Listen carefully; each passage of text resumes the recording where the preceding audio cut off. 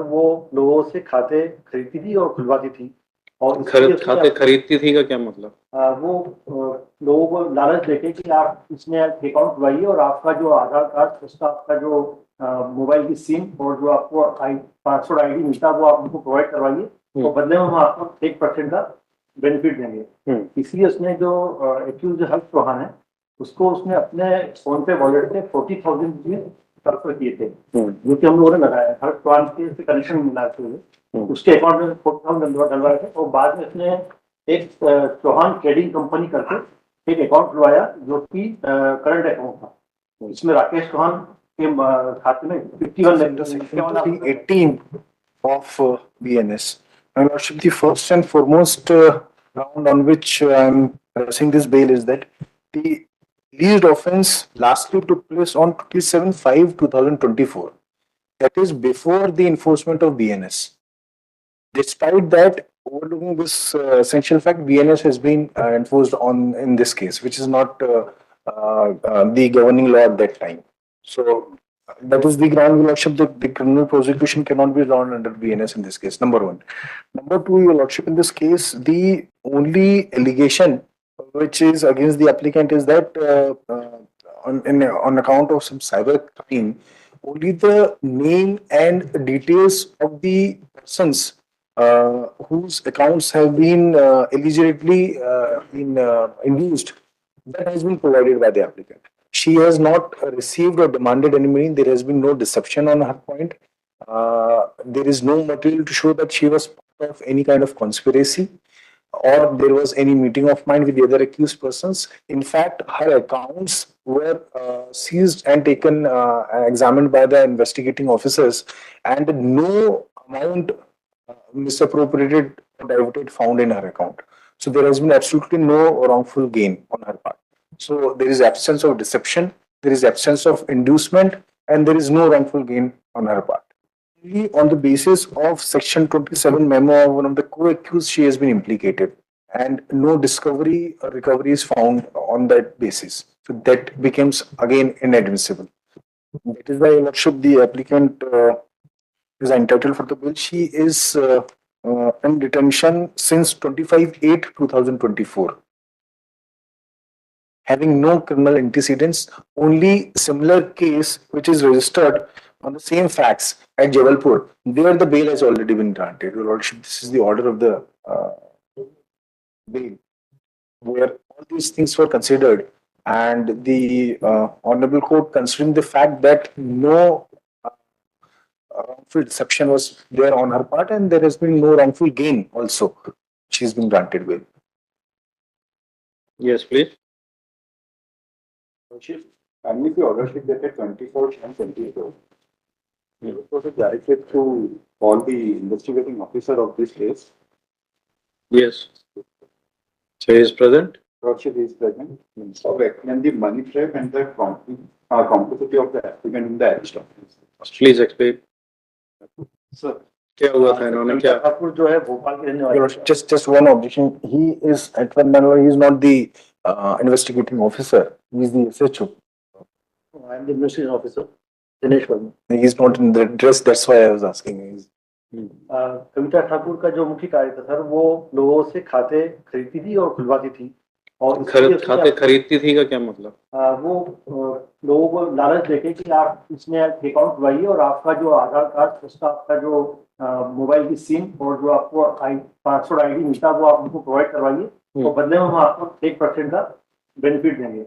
इसलिए उसने जो एक्यूज हर्ष चौहान है उसको उसने अपने फोन पे वॉलेट से 40,000 रुपीज ट्रांसफर किए थे जो कि हम लोगों ने लगाया हर्ष चौहान के कनेक्शन मिला उसके अकाउंट में 40,000 डलवाए थे और बाद में उसने एक चौहान ट्रेडिंग कंपनी करके एक अकाउंट खुलवाया जो कि करंट अकाउंट था।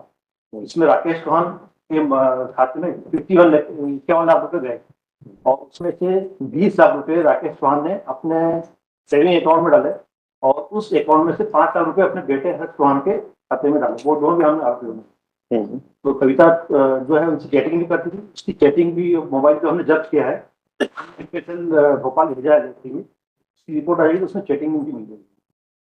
इससे क्या करते थे ये लोग ऐसा करके? इससे चीटिंग क्या था? ये एक्चुअली पूरा जो शेयर मार्केट के नाम पर लोगों से पैसा लगवा रहे थे और वो जो पैसा था वो इन फ्रॉड अकाउंट में डलवाते थे और इन अकाउंट से पैसा आगे जाता था, इनका अपना परसेंटेज काट के 2 या 3%, 2%। किसने शिकायत की थी कि हमारा पैसा इन्होंने इस वर्षा डांगी करके उसकी शिकायत का प्राप्त हुआ। उसमें 2,88,00,000 से था जब फाइबर फ्रॉड हुआ। उसमें से 51 लाख रुपए की तेल हमको यहाँ पर मिली, उसको हम लोग 3 लोग गिरफ्तार किए। और ये वर्षा डांगी का स्टेटमेंट क्या है? हाँ, स्टेटमेंट में जो अकाउंट नंबर आए थे उसमें एक अकाउंट मिला था और राकेश तुरंत का, तो उससे हम लोग जब पूछताछ की तो कविता ठाकुर ने इससे अकाउंट खुलवाया था और उनसे कहा था कि घर के बाहर एक चौहान ट्रेडिंग करके आप स्टेट लगा दीजिए ताकि आपका करंट अकाउंट खुल जाए। रोशी, I am reading the statement of Varsha Singh to complain. मैं अपने कथन में बताया कि मैं उपरोक्त पते पर अपने परिवार के साथ निवास करती हूँ। दिनांक 27 मई 2024 को मोबाइल नंबर पॉइंट से व्हाट्सएप पर मैसेज आया था जिसके द्वारा मुझे शेयर मार्केट में स्टॉक का एनालिसिस कर मुझे इन्वेस्ट करने के लिए बताया। इन्वेस्ट करने पर मुझे प्रॉफिट हुआ। फिर मुझे व्हाट्सएप पर ग्रुप ज्वाइन करने के लिए लिंक भेजी गई जिस पर मेरे द्वारा लिंक ज्वाइन कर लिया गया, जिस पर प्रतिदिन स्टॉक बाय करने के लिए बताया जाता था, जिससे मुझे प्रॉफिट होने लगा। इसके बाद और प्रॉफिट कमाने के लिए मुझे एक लिंक और भेजी। इसके द्वारा एक UK India fast trading app download कराया गया और प्रतिदिन डिस्काउंट रेट पर स्टॉक बाय कराए गए, जिससे बहुत फायदा होने लगा। इस ऐप पर की सिक्योरिटी को लोगो लगा हुआ था, जिसको मेरे द्वारा गूगल पर जाकर देखा तो सही पाया, जिसके बाद मेरे द्वारा इस पर प्रतिदिन स्टॉक बाय करने के लिए अन्य खातों से पैसा जमा कराने के लिए ऐप के माध्यम से दिए जाने लगे, जिसमें मेरे द्वारा अपने खाता क्रमांक सो IDFC बैंक से दिनांक 9 जुलाई 2024 से 30 जुलाई 2024 तक कुल अन्य खातों में राशि 84,50,000 रुपीज एवं खाता क्रमांक सो एक्सिस बैंक से दिनांक 9 जुलाई 2024 से 30 जुलाई 2024 तक 4,35,000 रुपए एवं मेरे परिचित व रिश्तेदार से पैसे कुल 28,80,000 2,88,000 रुपए अलग अलग खातों में जमा कराए गए थे। 2,88,00,000। फिर उसके बाद क्या हुआ? 2,88,00,000। एक स्टेटमेंट सो है नहीं, 2,88,00,000 जमा करा दिया, उसके बाद क्या हुआ? उनका ये था जब वो उनका जो वर्चुअल अकाउंट होता है उसमें ये जो पैसा है कई गुना बढ़ के दिखता है, तो उसको करीब ये 85 करोड़ से ऊपर दिख रहा था प्रॉफिट के लिए। जब उसने सोचा उसने कि कुछ पैसा हम लोग ने सोचा कि हम पैसा कुछ निकाल के और जो उधार लिया लोगों से चुका देते हैं, तब ये लोग बोले कि नहीं इसमें आपको टैक्स जमा करना पड़ेगा और आप इसमें 53 लाख रुपीज टैक्स और जमा कीजिए। तब उनको लगा कि हम लोग फ्रॉड का शिकार हो गए हैं, क्योंकि वो वर्चुअल अकाउंट। ये ऐसा कहाँ कहा? उसने अपने बयान में कहा है ये बात? इन्वेस्टिगेशन बयान नहीं आया रोशी, इनिशियल वाला बयान था। उसके बाद और बयान लिया आपने? बाकी रोशी जो इन्होंने कंप्लेंट फाइल करी है उस कंप्लेंट के अंदर रोशी शी हैज मेंशन्ड दिस। इनके जो हस्बैंड है रविंद्र डांगी, वो भी स्टेटमेंट है और इसके अलावा इनके जो इनके अकाउंट से भी 25 लाख रुपए दिए गए थे। ये तो सब जमा किया। चीटिंग तब होगी जब पैसा नहीं मिला, तो वो कहाँ है पार्ट? जमा करने तक का पार्ट तो दिख रहा है, इन्होंने इतना 2 करोड़ जमा किया, इन्वेस्ट किया, जो भी किया। ये जो उन्होंने शुरू में हमको एक लिखित में एक आवेदन दिया था कि आधार पर लिखा है, उसमें पूरा लिखा था कि जब किस स्टेट को पैसा नहीं मिला फिर उनको मना कर दिया। बताइए। अतः श्रीमान से निवेदन है कि धन ऐप के माध्यम से जिन लोगों ने मुझसे ऐप डाउनलोड कराकर उस ऐप से प्रॉफिट दिखाकर बार बार पैसे जमा करवाकर ठगी की है, उनके खिलाफ वैधानिक कार्रवाई कर पैसे वापस करवाने का कष्ट करें। 2,88,00,000 हमने लोगों से जिनसे उधार लिया उनके भी स्टेटमेंट 2,88,00,000 जो हमने इन्वेस्टमेंट किया था वो भी हमने जिन लोगों से उधार लिया था, जिन लोगों से। हाँ ठीक है, वो आपका है। तो पहले ये तो बताएं कि चीटिंग कहाँ पे हुई? पैसे जमा करना इज नॉट चीटिंग। जमा कर दिया रोशी, अब उसके बाद निकालने का इसमें इनके प्रतिवेदन में है। उस ऐप पर मेरे अकाउंट में प्रॉफिट अत्यधिक दिखाई दे रहा था। दिनांक 26 जुलाई 2024 को लोगों से जो पैसे उधार लिए थे उनको वापस करने हेतु ऐप से पैसे निकालने के लिए प्रोसेस किया गया, परंतु पैसा मेरे खाते में नहीं आया। मेरे द्वारा व्हाट्सएप कॉल के माध्यम से पूछा गया कि मेरे पैसे क्यों नहीं निकल रहे, तो उन्होंने बताया कि पैसा अधिक हो गया है, इसको निकालने के लिए और इसको निकालने के लिए और अमाउंट एक्सक्लूसिव चैनल ओपन कराने हेतु मुझसे 50 लाख रुपए का बोला गया, जिसके बाद मैंने पैसे निकालने के लिए फिर से मैंने उनके द्वारा उपलब्ध कराए गए खाते पर अपने परिचित लोगों से उधार लेकर पैसा जमा करा दिया। इसके बाद जब पैसे नहीं निकले तो मुझे धोखाधड़ी होने का एहसास हुआ। इस प्रकार मेरे द्वारा दिनांक 30 जुलाई 2024 तक रुपए खाता क्रमांक IDFC बैंक में 84,50,000 रुपीज, खाता क्रमांक so and so axis bank में 43,50,000 रुपीज और मेरे परिचित व अन्य से ट्रांसफर व नगद बैंक में जमा कुल राशि 16 करोड़ 1,60,00,000 रुपए जमा कराए गए।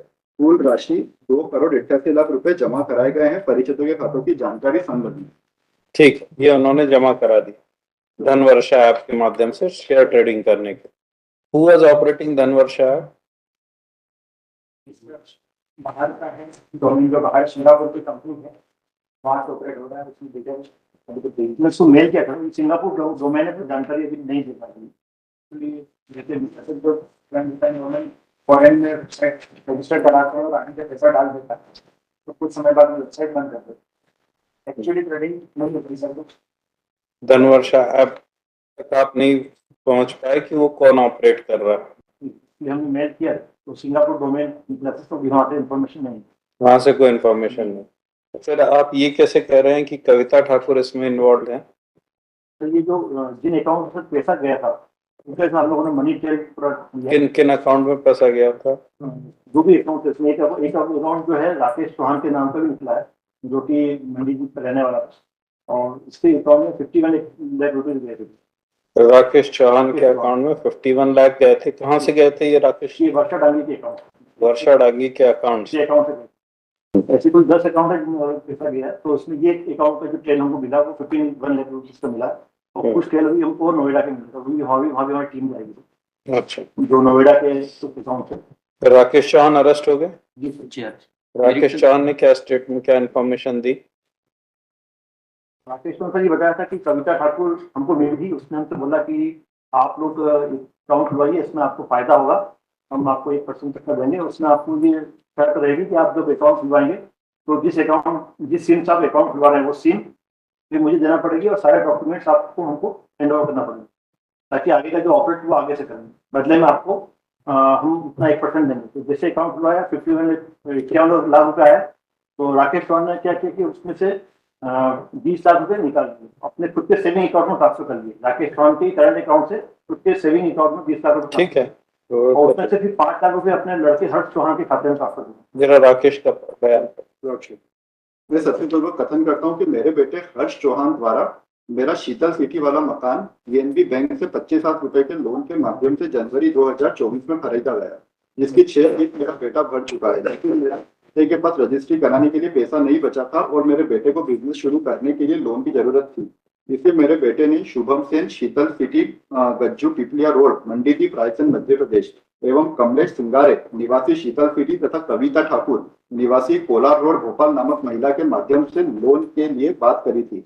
इसके लिए मेरे बेटे हर्ष चौहान के माध्यम से कविता, शुभम, कमलेश में मेरे बेटे हर्ष चौहान का सिविल स्कोर ठीक नहीं होने के कारण मेरे नाम से खाता खुलवाने के लिए कहा गया, और खाता खुलवाने के लिए चौहान ट्रेडर्स के नाम से एक फ्लेक्स बनाकर उनके द्वारा मेरे बेटे को दिया गया एवं कहा गया कि जिस दिन बैंक वाले वेरीफाई करने आए उस दिन घर के आगे लटका देना। पहचान पत्र एवं अन्य जरूरी दस्तावेज लेकर मैंने मेरे बेटे हर्ष चौहान के साथ मेरे नाम से बंधन बैंक की न्यू मार्केट भोपाल की ब्रांच में एक सेविंग खाता एवं एक करंट खाता, इसमें जुड़ी मोबाइल नंबर कविता ठाकुर द्वारा दी गई थी, जिसे मैंने बैंक में रजिस्टर्ड कराकर कविता ठाकुर को दे दी थी। कविता ठाकुर द्वारा मेरे करंट खाते में 20 लाख रुपए ट्रांसफर करे थे, जिसमें से 15 लाख रुपए मेरे द्वारा बैंक जाकर नगद निकाले थे, जो मैंने कविता ठाकुर, शुभम सेन, कमलेश सिंगारे को दे दिए थे, और कविता ठाकुर द्वारा मेरे बैंक के खाते से मेरे बेटे के सेविंग खाते में 5 लाख रुपए मैंने दिनांक 26 जुलाई 2024 को ट्रांसफर करे थे। मेरे सारे बैंक दस्तावेज कविता के पास है। मेरे पास चौहान ट्रेडर से गुमास्ते की कॉपी मेरे पास रखी है, जिसे मैं जब्त करवा देता हूँ। कविता ठाकुर का 27 पढ़ू।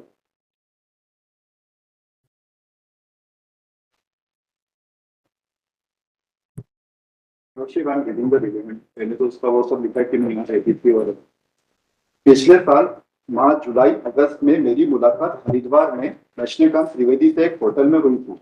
कृष्णकांत त्रिवेदी ने मुझे अभिषेक शर्मा निवासी ग्वालियर से मिलाया था। अभिषेक शर्मा भोपाल में आकर मिसरोद में प्रियंका दीक्षित के फ्लैट पर रुकता था। उस फ्लैट पर अभिषेक शर्मा कई बार को बिठाकर भी रखता था ताकि जब खातों में राशि आए तब खाता धारक बैंक जाकर खुद ना निकाल ले। अभिषेक शर्मा ने मुझे पीयूष दुबे निवासी कोटा के बारे में बताया कि वह उसके ऊपर बैंक खाते पहुंचाता है। अभिषेक शर्मा मुझे बताया कि यदि तुम जल्दी पैसे कमाना चाहते हो तो तुम्हें मुझ लोगों को बैंक खाते की इंटरनेट बैंकिंग के आईडी पासवर्ड एवं बैंक में रजिस्टर्ड मोबाइल नंबर की सील मुझे देनी पड़ेगी। तुम्हारे द्वारा दिए गए खातों में जो भी पैसा आएगा उसका कुछ कमीशन तुम्हें दूंगा। मेरे पूछने पर उन लोगों ने बताया कि तुम इन खातों में ट्रांसफर होने वाली कुल रकम का लगभग 2% कमीशन देंगे। मैं उनकी बातों एवं लालच में आकर उनको कई बैंक खाते दिए जिसमें कुछ खाते राकेश चौहान और हर्ष चौहान कमलेश सिंगारे निवासी मंडीदीप के भी। मैं राकेश सिंह चौहान और उनके बेटे हर्ष चौहान क्योंकि मंडीदीप को जानती थी। इन दोनों से मेरी मुलाकात शुभम सेन ने करवाई थी। शुभम सेन पहले एक्सिस बैंक में नौकरी करता था, बाद में लोन दिलाने के लिए दलाली का काम आगे भी करने लगा था। शुभम सेन के माध्यम से ही मैं कमलेश सिंगारे निवासी शीतल सिटी से मिली थी। मैंने मेरे मोबाइल नंबर, 3 मोबाइल नंबर हैं, इनको दे रखे थे। मैंने इन लोगों से मोबाइल नंबर व्हाट्सएप पर चैटिंग और वॉइस कॉल के माध्यम से बात करती थी। इन सिमों के व्हाट्सएप चालू करने के लिए ओटीपी मुझे अभिषेक शर्मा देता था। मेरे पास एक बलेनो कार जिसका नंबर 100 है। मैंने और शुभम सेन ने हर्ष चौहान राकेश चौहान से कहा कि तुम खाते खुलवाकर मुझे दो, मैं तुम्हें 1% कमीशन दूंगी। हर्ष चौहान के पिता राकेश चौहान के नाम से गुमाश्ता और चौहान ट्रेडर्स के नाम के फ्लैग बनवाकर इन्होंने ही रखा था।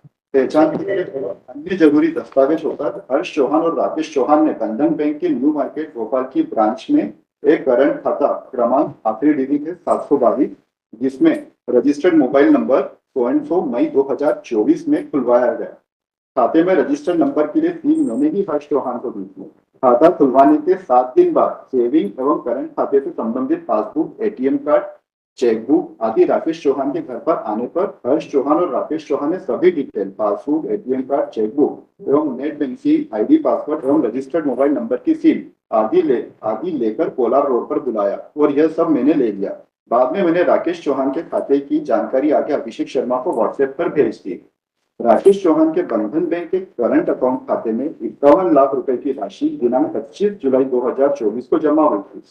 उसी दिन 20 लाख रुपए राकेश चौहान ने खुद के सेविंग खाते में ट्रांसफर कर दी और बाकी की राशि मैंने अलग अलग खातों में ऑनलाइन ट्रांसफर करवा दी। राकेश चौहान ने उसके सेविंग खाते में आए 20 लाख रुपए में से 5 लाख रुपए उसके बेटे के खाते में ऑनलाइन ट्रांसफर की थी और 15 लाख रुपए उसने चेक के माध्यम चौहान का खाता बंधन बैंक का था। हर्ष चौहान का खाता बैंक ऑफ इंडिया का था। राकेश चौहान के खाते में लगभग 1,50,00,000 फ्रॉड की राशि जमा कराई गई। हर्ष चौहान के बैंक ऑफ इंडिया के खाते में 80 लाख रुपए आए थे। राकेश चौहान को खाता खुलवाने के लिए मैंने मेरे मोबाइल से 80,000 रुपए फोनपे नंबर के माध्यम से डाले थे। राकेश चौहान को उसके बैंक ऑफ इंडिया के खाते में आए राशि का कमीशन लगभग 80,000 रुपए मैंने फोन के माध्यम से डाले थे। मुझे मेरा और खाता धारकों दोनों का कमीशन अभिषेक शर्मा के द्वारा क्रिप्टो करेंसी के माध्यम से मेरे बाइनेंस खाते में USDT से दिया जाता था, जिसे मैं P2P भेज कर प्राप्त राशि INR में लेती थी।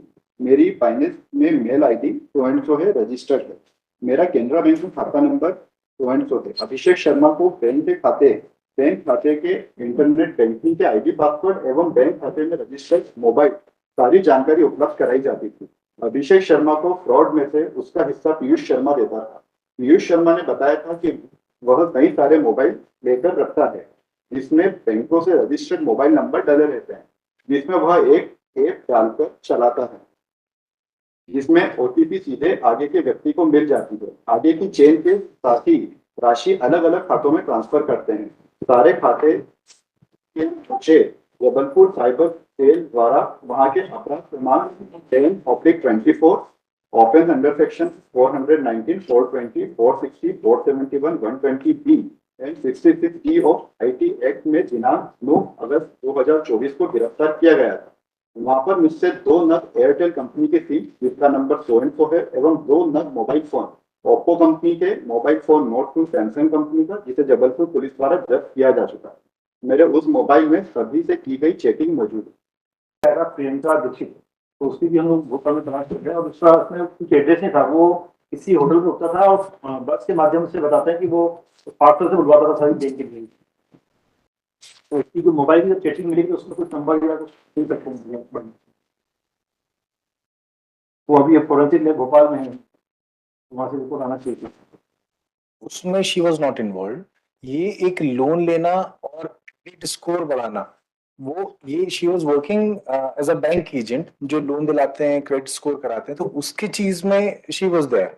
और नहीं, ये चीज है, ये तो लोगों के फेक अकाउंट्स ओपन करा के जो बड़े फ्रॉडस्टर से उनको प्रोवाइड करती थी जिससे वो अकाउंट्स यूज हो सके।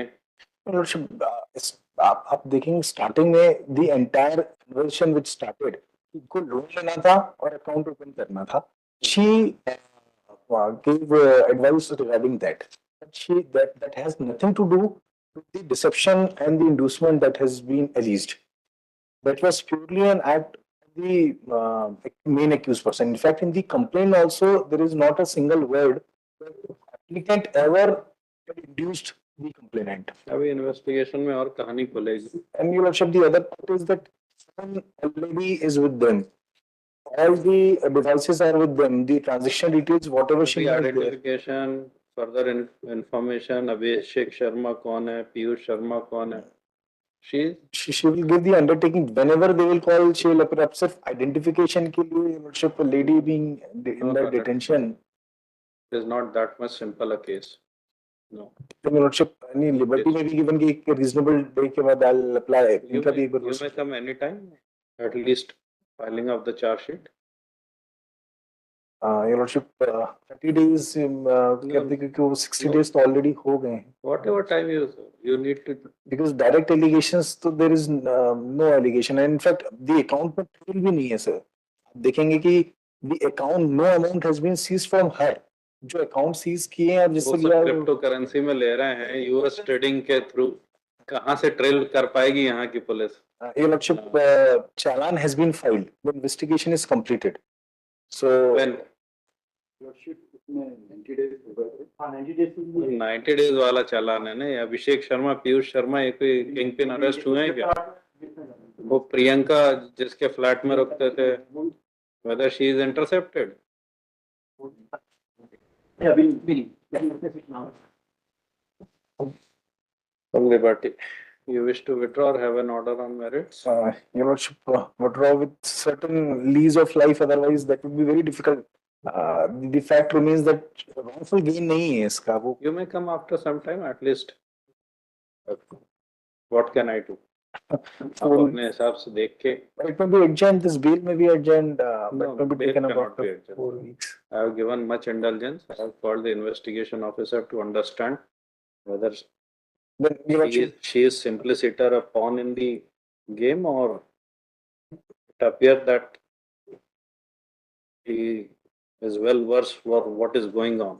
that is the entire issue. Whether she is simply a pawn or she was actively involved. That is Actively involved, she was taking cut. no, your lordship, the statement that is under section 27. वो जब तक ये एक material substantial नहीं करेंगे तब तक वो चीज establish नहीं हो No पाएगी. learned counsel, no Yes, intelligence. I wish to withdraw your lordship to press after a reasonable time. That may be observed. Otherwise, it would be After difficult. reasonable time, liberty to renew the pressure after reasonable.